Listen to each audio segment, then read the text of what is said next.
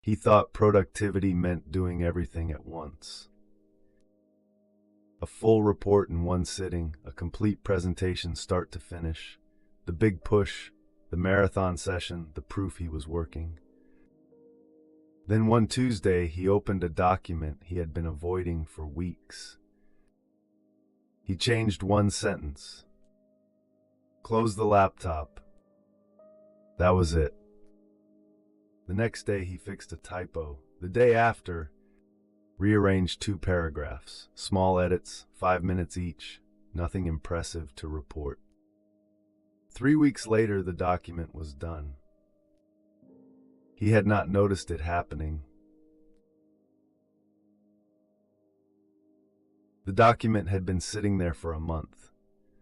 One of those things that needed doing, but never felt urgent enough.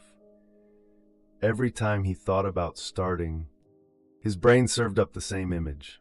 Hours at the desk, coffee going cold, the whole evening sacrificed, maybe the weekend too. So he kept pushing it back.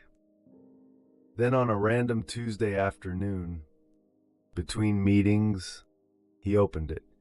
Not to finish it, just to look. He read the first paragraph and winced at a clunky sentence.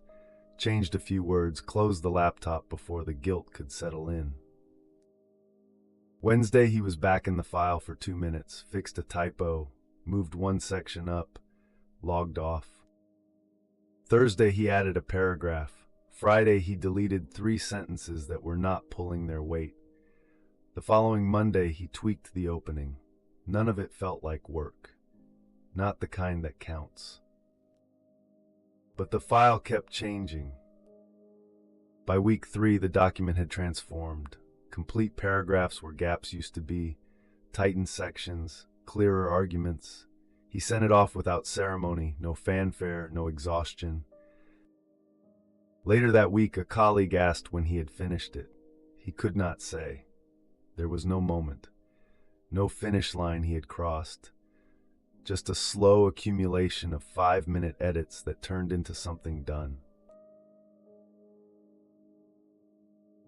We measure ourselves by the sprint, the all-nighter, the weekend we gave up to get ahead. The exhaustion feels like evidence, like if we are not drained, we did not really try. Most work does not happen that way.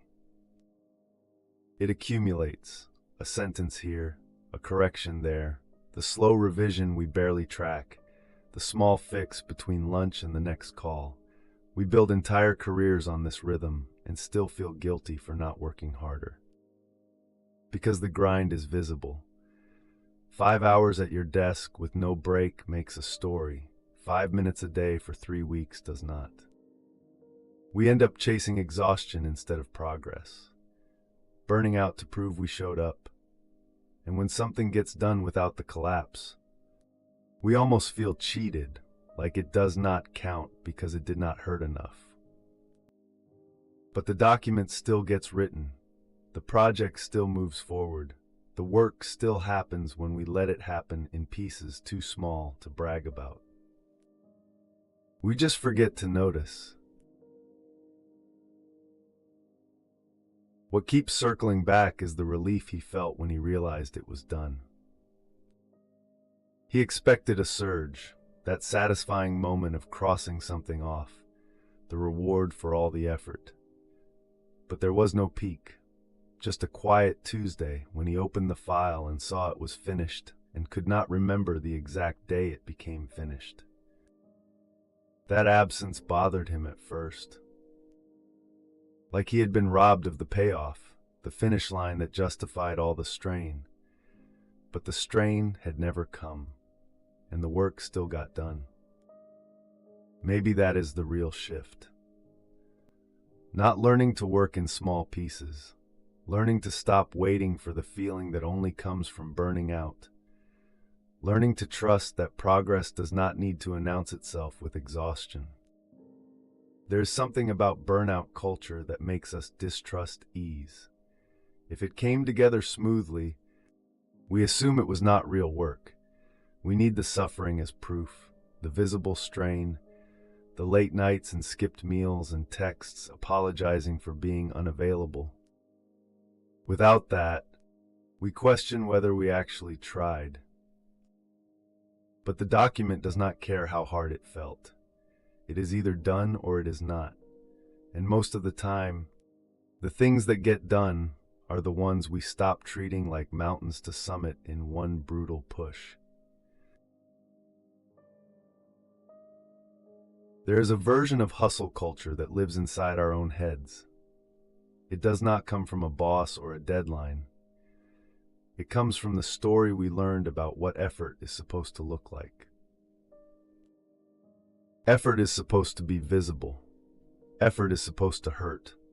Effort is supposed to take everything you have and leave you empty. Anything less feels like coasting, like we are getting away with something. So we hoard tasks, wait until we have a full day to tackle them, put off the small fix because it does not feel like enough work to justify opening the file. We turn simple edits into elaborate projects because projects feel serious and edits feel trivial. And then we wonder why everything piles up.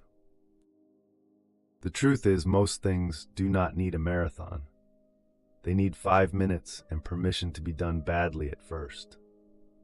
They need the willingness to fix one sentence without fixing the whole document, to make progress without a performance. But we have trained ourselves to see that as lazy, as half-effort, as proof we are not really committed. So we wait for the full day that never comes, the clean stretch of time where we can do it right, and the task sits there, growing heavier, turning into something we avoid because now it feels too big to start without clearing the decks completely. The irony is that the decks never clear. There is always something else, another meeting, another fire, another reason to wait. But 5 minutes is always there. The work that actually gets done is the work we stop protecting from ourselves.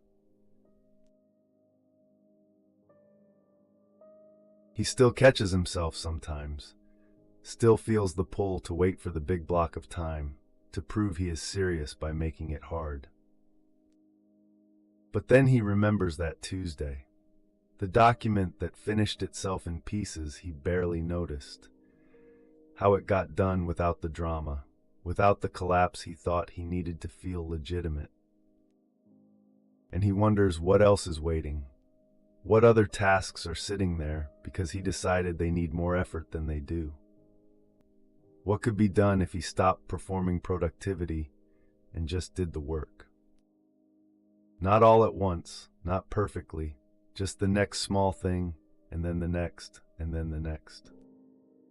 Until one day it is done and he cannot remember when it became done.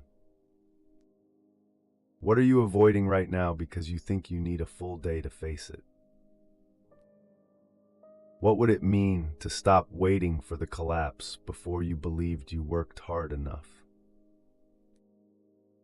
And when was the last time you finished something so quietly you almost missed it? The Flawed Seeker, a new reflection every day. We are all just figuring it out as we go. Join us at theflawedseeker.com.